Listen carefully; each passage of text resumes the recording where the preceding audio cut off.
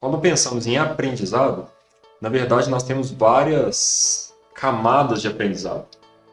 A primeira camada que a gente tem do aprendizado é a camada dos dados, né? Do inglês data. Então é a primeira camada.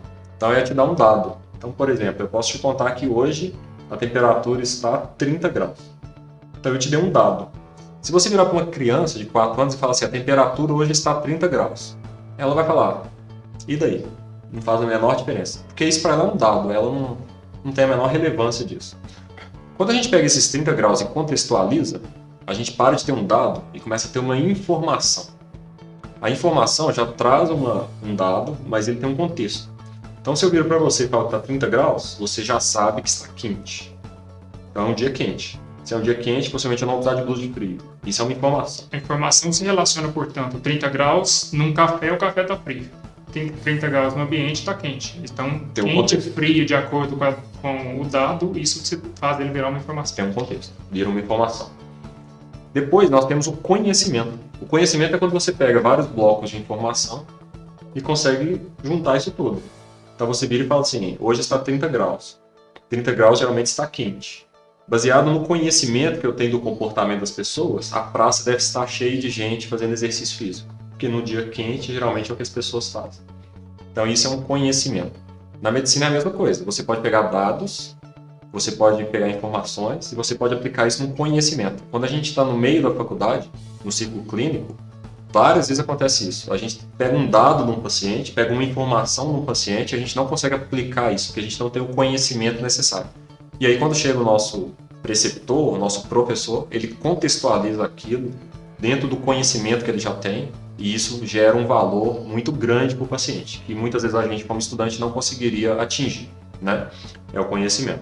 Quando a gente vai mais além ainda um pouquinho, nós temos um insight. O insight é quando nós pegamos dois pedaços de informação completamente distintos e conseguimos conectar esses dois.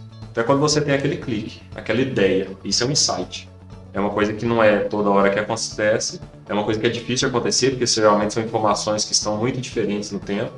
É um conhecimento transversal, muitas vezes, entre áreas diferentes, mas que, quando você consegue fazer isso, você tem ideias que talvez ninguém nunca teve antes.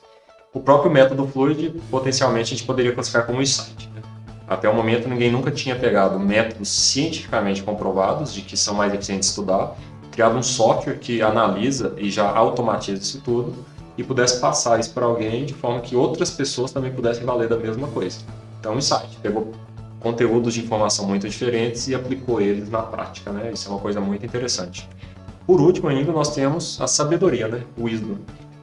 A pessoa que é sábia, ela faz isso de forma corriqueira, né? Ela sempre vai pegar coisas diferentes, informações diferentes, e vai conseguir conectar isso de forma a ter sabedoria. É aquela pessoa que, quando você está com problema, você vai conversar com ela, que você sabe que ela vai ter uma ideia que ninguém mais vai ter. De forma recorrente, né? Não um insight, uma coisa que acontece vez ou outra. Uma coisa que acontece várias vezes. Isso acontece geralmente em pessoas que já estão um pouco mais velhas, porque elas refletiram durante um período muito prolongado e conseguiram criar essas conexões que muitas vezes pessoas mais jovens não têm. E qual que é a relevância disso para a gente? A relevância é que, muitas vezes, quem estuda da maneira incorreta grava dados e grava informações. Esse é um dos problemas também pelos quais eu não quis estudar por flashcards. Que o flashcard dá dados ou informações. Então você tem um dado, tem a resposta atrás, você tem que lembrar esse dado, e muitas vezes as coisas não estão conectadas. Para vocês entenderem, imagina que a gente pega uma inteligência artificial, um computador, ele teria muito mais facilidade em decorar flashcards do que em fazer questões de residência. Porque na questão de residência você tem que ler o tema, você tem que conectar informações diferentes e você tem que pensar num resultado. E isso gera memória de longo prazo e memória de qualidade muito melhor do que se você ficar só guardando dados e informações. Quem estuda da maneira incorreta, geralmente são pessoas que guardam dados e informações.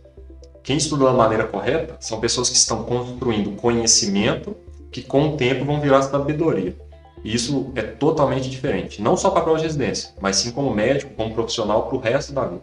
Eu acho essa diferenciação uma diferenciação muito interessante. É comum, às vezes, alguém virar e falar assim, a pessoa fulana de tal tem uma memória invejável.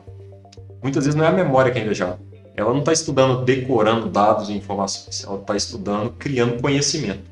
E o conhecimento, ele é muito mais bem entrelaçado do que os dados e informações. Você se esquece dele de uma maneira muito mais difícil do que se você simplesmente começar a decorar as coisas que necessariamente você vai esquecer. É impossível você guardar muita informação decorada por muito tempo.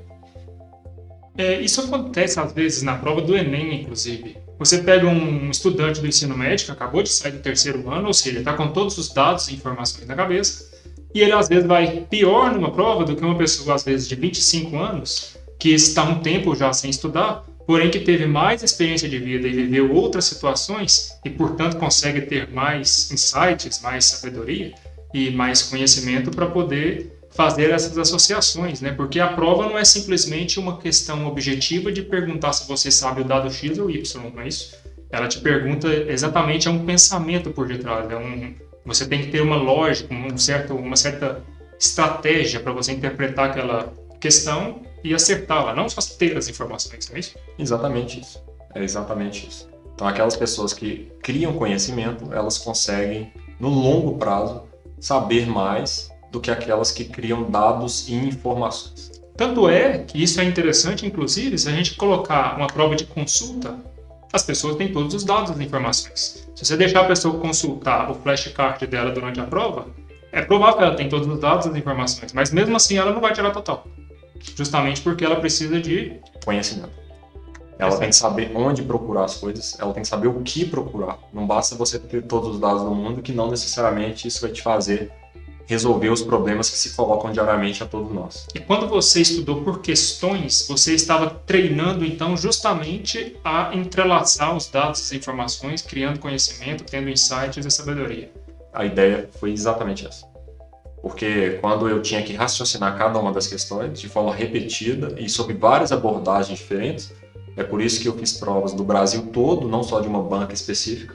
Eu me forçava a entender em várias camadas cada um daqueles temas que eu estava estudando. E isso me gerou uma memória de longo prazo que me permitiu chegar no dia da prova e ter um resultado que, dentro da distribuição de resultados, esteve nos percentis de maiores notas, né? Isso é uma coisa que todos gostariam e que todos conseguem ter, basta seguir a metodologia correta.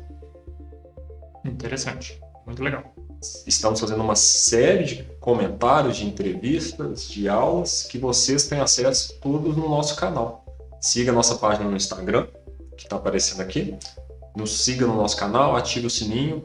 E se esse conteúdo agregou para você, te motivou a ser um estudante melhor e te motivou a ser uma pessoa que busca a residência série A, deixe aqui nos comentários, deixe o gostei, porque isso nos motiva e isso mostra para a gente que o nosso trabalho está conseguindo fazer a diferença na vida das pessoas. Agradeço a atenção e até o próximo vídeo. Muito obrigado. Até o próximo.